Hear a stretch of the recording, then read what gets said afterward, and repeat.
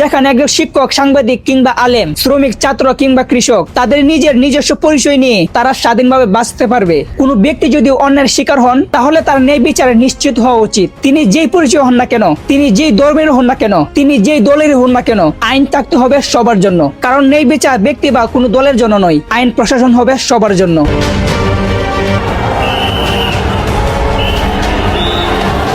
আজ আমাদের সবচেয়ে বড় প্রয়োজন প্রতিশোধের রাজনীতি নয়, বরং জবাবদিহিতার রাজনীতি, ঘৃণার রাজনীতি নয়, সহনশীলতার রাজনীতি। কারণ একটি দেশের ভবিষ্যৎ গড়ে ওঠে ঠিক তখনই যখন ভিন্নমতকে শত্রু নয়, গণতন্ত্রের অংশ হিসেবে দেখা যায়। আমার এই কথাগুলোর সাথে আপনি একমত হতেও পারেন বা নাও হতে পারেন, কিন্তু একটি প্রশ্ন নিজের কাছে রাখুন, আমরা কি এমন একটি বাংলাদেশ চাই যেখানে সাধারণ মানুষগুলা প্রশ্ন করতে পারবে, অন্যায়ের বিরোধিতা করতে পারবে, নাকি এমন একটি বাংলাদেশ চাই যেখানে মানুষের জীবন, মর্যাদা এবং অধিকার সবকিছুর ঊর্ধ্বে থাকবে?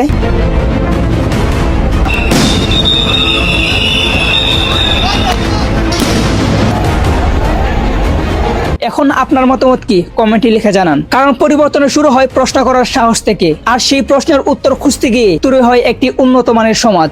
তো সবাই ভালো থাকবেন, সুস্থ থাকবেন, আল্লাহ হাফেজ।